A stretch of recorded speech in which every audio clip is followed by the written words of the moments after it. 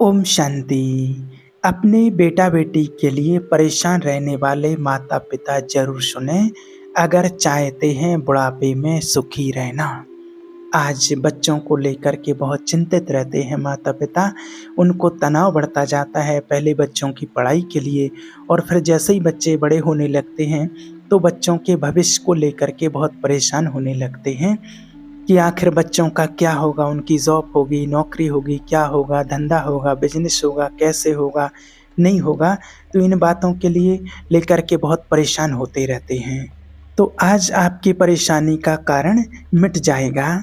देखिए, एक संत हुए हैं नरसिंह जी, और आप सभी ने उनका नाम सुना होगा। और नरसिंह जी के बेटा जी भरी जवानी में कहते हैं उनकी मृत्यु हो गई थी, भगवान के घर चले गए, ऐसा वो मानते थे। नरसिंह जी के बेटे की जब मृत्यु हुई तो उनको लोगों ने कहा कि नरसिंह जी आप रोते नहीं हो, आपका बेटा मर गया और आप रोए क्यों नहीं हो। नरसिंह जी ने कहा कि मैं क्यों रोऊं, मैं क्यों रोऊं, वो मेरा बेटा कब था जो कि मैं अपने बेटे के लिए रोऊं। बेटा मेरा नहीं था, भगवान मेरे हैं, गोविंद मेरो है, गोपाल मेरा है। उन्होंने कहा कि बेटा तो मेरा था ही नहीं, और बेटा देने वाला है कौन, किसने दिया है बेटा, भगवान है देने वाला। आज दुनिया में भी लोग कहते हैं, सभी कहते हैं कि भगवान का दिया हुआ है, भगवान ने दिया है, बच्चा दिया है, जो भी दिया है भगवान ने दिया है। ऐसा लोग सभी मानते हैं कि सबको देने वाले भगवान हैं। तो फिर अगर सबको देने वाले भगवान हैं तो फिर हम कौन होते हैं कहने वाले कि बेटा मेरा है, ये बेटी मेरी है। ना तो बेटा मेरा है, ना बेटी मेरी है, न बेटी की आँख आपने लगाई है और ना ही नाक आपने लगाई है। सबको बेटा बेटी देने वाला, सबको जीवन देने वाला तो भगवान होते हैं। बस अज्ञानवश हम मान लेते हैं कि ये बेटा मेरा और ये बेटी मेरी। बेटा मेरा बेटी मेरी ये मैं क्यों कहूँ, भगवान मेरे हैं। बस मैं ये क्यों ना कहूँ, जब भगवान मेरे हैं तो सब कुछ मेरा है। क्योंकि ये रचित संसार जो देख रहे हैं ये सब उन्हीं का है। एक राजा प्रजा में घोषणा करते हैं कि कल राजमहल के दरवाजे खोल दिए जाएंगे और जिस व्यक्ति को जो चाहिए वो ले जाए। जो व्यक्ति जिस चीज़ पर हाथ रख देगा वो उसी की हो जाएगी, जिसको जो चाहिए हो मांग लो। राजा ने सोने का ढेर लगवा दिया, पैसों का ढेर लगा दिया, चांदी का ढेर लगवा दिया, राजमहल के सारे दरवाजे खोल दिए गए, अनाज का ढेर लगवाया, जमीन जायदादों के कागज रख दिए कि जिसको जो जायदाद चाहिए, जितनी चाहिए, जो प्रॉपर्टी चाहिए, धन चाहिए, ले जाओ। अब जैसे ही लोगों को पता चला तो राजमहल के बाहर तो लंबी कतार लग गई। पूरे पूरे नगर के लोग आकर के इकट्ठे हो गए, और जैसे ही राजमहल के दरवाजे खोले गए तो सब लोग अंदर आए, और कोई चांदी ले रहा है, कोई सोना उठा रहा है, कोई पैसे उठा रहा है, कोई ज़मीन के कागज़ उठा रहा है, कोई कुछ समेट रहा है, कोई कुछ समेट रहा है। लेकिन एक छोटी सी कन्या आई, छोटी सी बच्ची, और उस बच्ची ने राजा से कहा कि महाराज, मैंने सुना है कि आपने आज घोषणा की है कि जो व्यक्ति जिसको जो चाहिए है वो मांग ले, और जिस चीज़ पर जो हाथ रख देगा वो उसी की हो जाएगी, वो आपका। राजा ने कहा कि हाँ, ये सत्य है, मैंने घोषणा की है कि आपको जो चाहिए हो ले लो, और जिस चीज़ पर आप हाथ रख दोगे वो तुम्हारा हो जाएगा। वो लड़की आई, उसने कहा कि राजा साहब, मैं जिस वस्तु पर हाथ रखूंगी, मैं जिसके ऊपर हाथ रखूंगी, क्या वो मेरा हो जाएगा। राजा बोले, हाँ बेटा, सब लोग लूट रहे हैं, ले रहे हैं, तुम्हें जो अच्छा लगे ले जाओ, और जिस पर तुम हाथ रखोगे वो तुम्हारा हो जाएगा। तो वो लड़की समझदार थी, उसने किसी पर हाथ नहीं रखा, और उसने राजा के ऊपर हाथ रख दिया और कहा कि मेरा कोई पिता नहीं है, क्या राजन आप मेरे पिता बनोगे। मेरी कोई माँ नहीं है, मैं अनाथ हूँ, मेरा कोई नहीं है। और संयोग देखिए कि उस राजा की भी कोई संतान नहीं थी।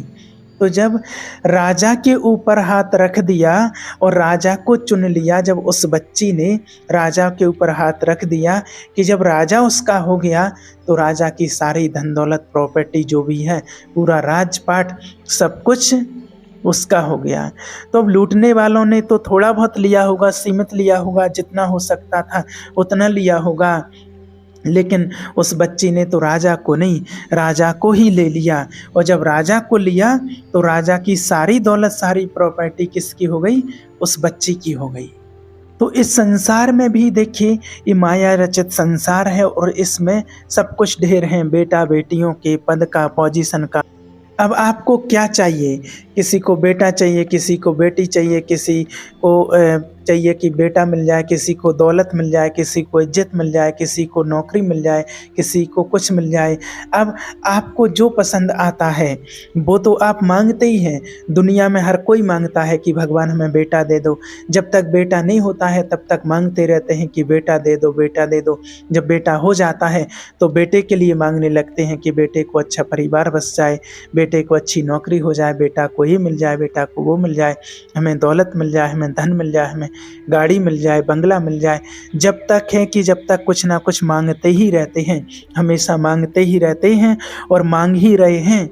लेकिन समझदार वो नहीं है जो ये ढेर मांग रहे हैं दुनिया के। समझदार तो वो हैं कि भगवान से क्या मांगना, भगवान से तो भगवान को ही मांगते हैं कि प्रभु हम आपसे नहीं, हम आपको चाहते हैं, बस आप हमारे हो जाइए। जब भगवान को मांग लिया, भगवान हो गए तो सब कुछ आपका हो गया। मीरा जी कोई बेटे के लिए नहीं रोई थी, ना रोई हैं। मीरा जी किसके लिए रोई हैं? मेरे तो गिरधर गोपाल, दूसरो ना कोई, मेरा तो एक गोपाल। बस ये है जीवन के उनका उत्तम सिद्धांत। ऐसी भावना होनी चाहिए भगवान में, इतनी श्रद्धा होनी चाहिए, इतना विश्वास होना चाहिए। आज दुनिया में लोग कहते हैं कि भगवान ने हमारे बच्चे को ले लिया है, भगवान ने मार दिया है, भगवान चाहते तो बचा देते। इस सवाल तो कितने ही लोगों का है, किसी का भाई, किसी का बेटा, किसी का पति, किसी की पत्नी, करे भगवान ने छीन लिया है। बहुत लोग कमेंट करते हैं, बहुत लोग कॉल करके भी पूछते हैं, और कई तो ऐसे बोलते हैं कि अरे भगवान इतने हैं, उनको इतना भी नहीं दिखता है। मना गलत शब्द भी यूज़ कर देते हैं भगवान के लिए कि भगवान तो इतने पापी हैं, जब देखो जब बुराई करते रहते हैं, उनको तो कुछ दिखता ही नहीं है। हमारे बच्चे को ले लिया, उनको इतना भी नहीं पता कि एक ही बच्चा था और मेरा एक ही बच्चा था, उसको ही ले लिया, एक ही भाई था, उसको ही ले लिया है। और भगवान के अगर किसी के सामने भगवान का नाम लो तो उन लोगों को जलन होने लगती है कि बस भगवान का नाम मत लो हमारे सामने, भगवान ने ऐसा कर दिया, पाठ पूजा करना छोड़ दिया कई लोगों ने तो। लेकिन आपको बता दें कि भगवान किसी को नहीं ले जाते हैं।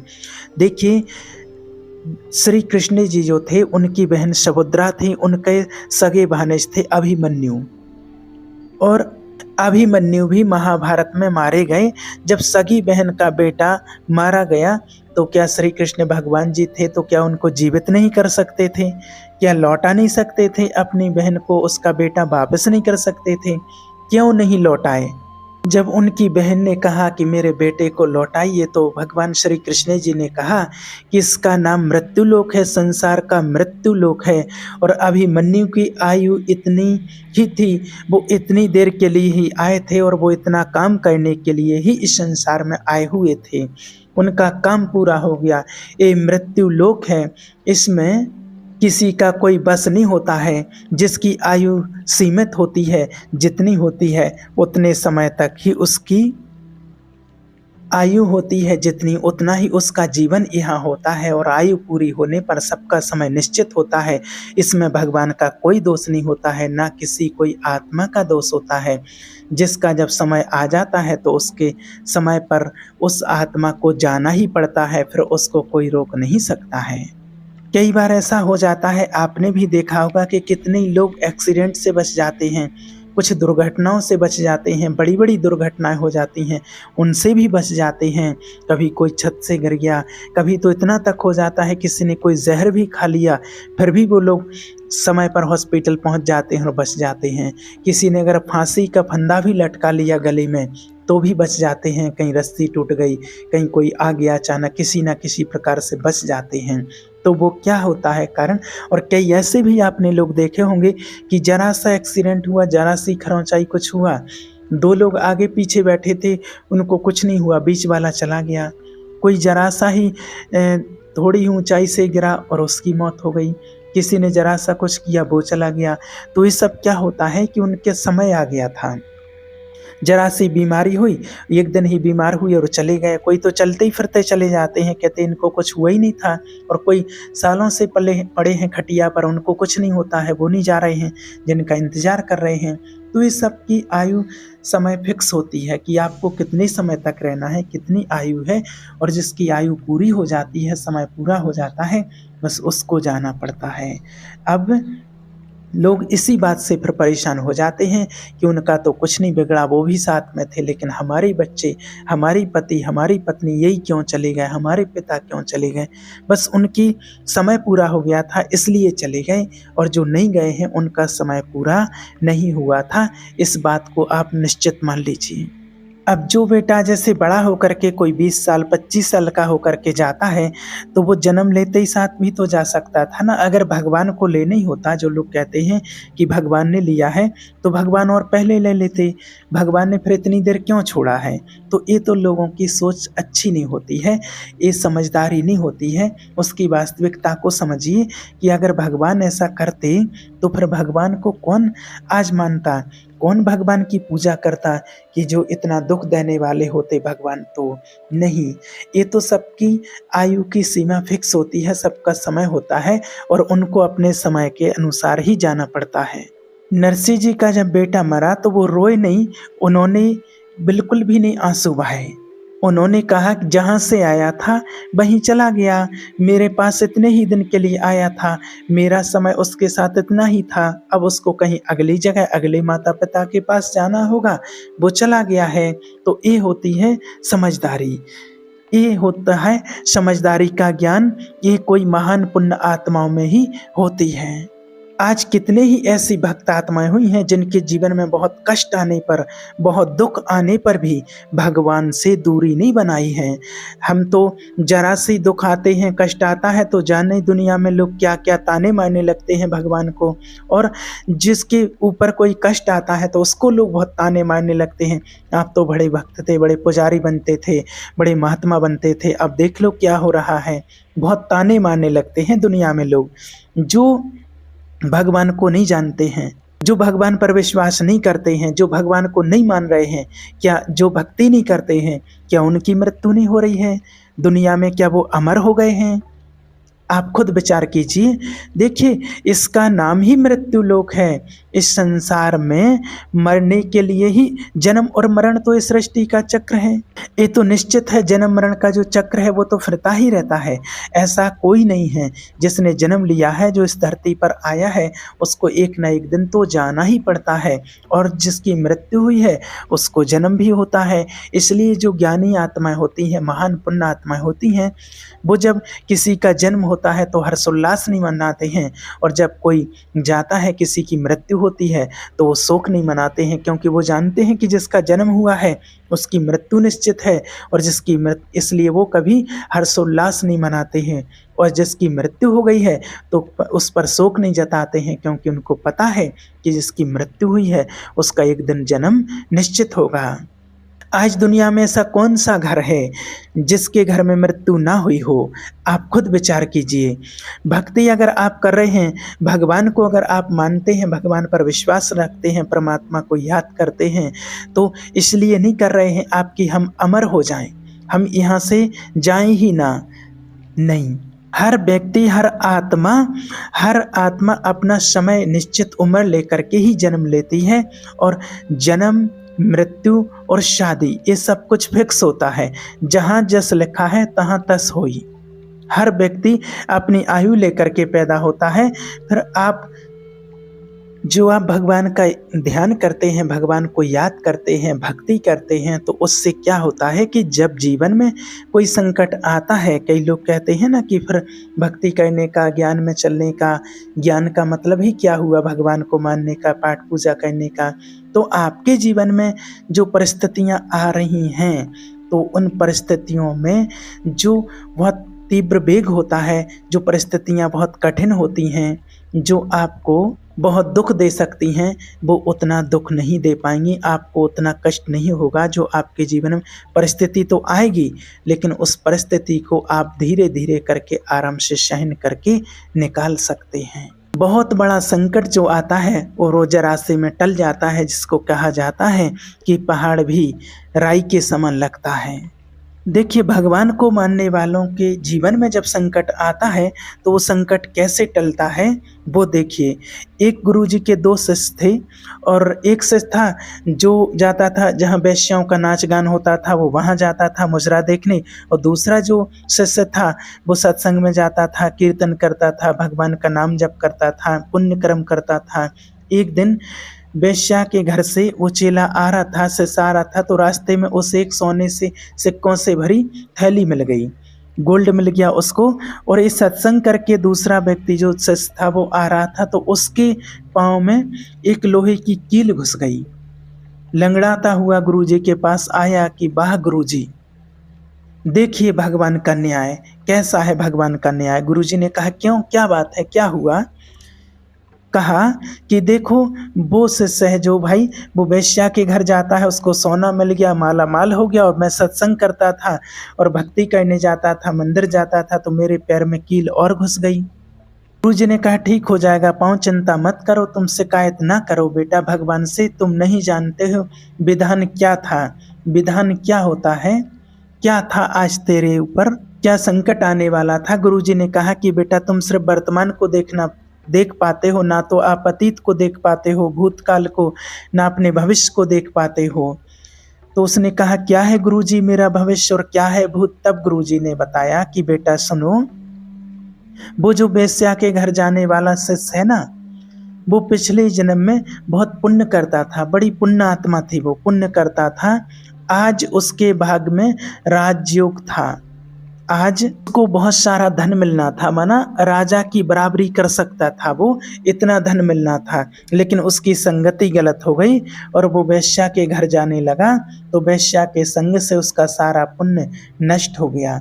और आज उससे इतना योग्य था कि बहुत माला माल हो जाता, बहुत धन दौलत मिल जाता, राजा के जैसा सुख मिलता, लेकिन आज उसको राजा के जैसा सुख तो नहीं मिला, बहुत सारा स्वर्णिम तो नहीं मिला, लेकिन थोड़ा सा सोना मिल गया, थोड़ा सा गोल्ड मिल गया, उसमें ही वो खुश हो गया। जबकि आज उसको तो खजाने मिलने वाले थे, आज तो वो बहुत माला माल हो जाता, लेकिन गलत काम करके, और उसने अपनी ही किस्मत पर अंकुश लगा दिया है। और गुरुजी ने कहा कि सुनो बेटा, तुमने पिछले जन्म में बहुत पाप किए थे, बहुत पाप कर्म किए थे, और आज के दिन जो वो पाप थे, उन पाप कर्मों के कारण तुम्हारे ऊपर बहुत बड़ा संकट आने वाला था, और उस संकट के कारण आपकी कुछ भी क्षति हो सकती थी, कितनी भी हानि पहुंच सकती थी, आपका पैर भी टूट सकता था, कट भी सकता था, नुकसान हो सकता था।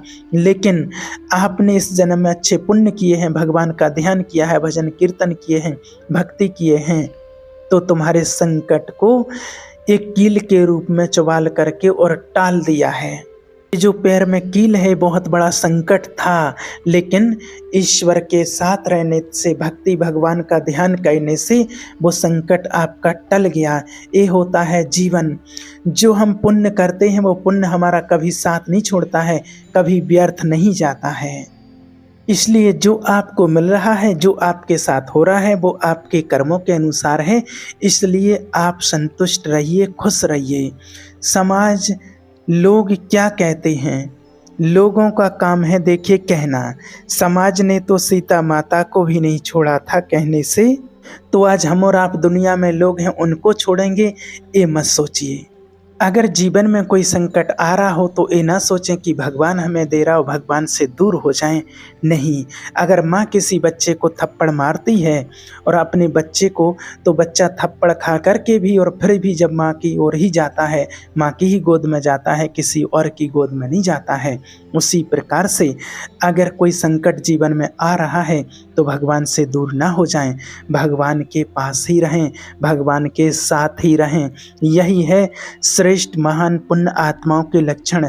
हर हाल में हम परमात्मा की गोद को ना छोड़ें कि सुख मिला चाहे दुख मिला, सुख में तो सब भगवान को याद करते हैं, सब भजते हैं, लेकिन हम समझदारी हमारी वो नहीं है कि हम सुख मिले तो भगवान को भजें, भगवान को याद करें, और दुख मिले तब भी आप भगवान की तरफ भाग रहे हैं।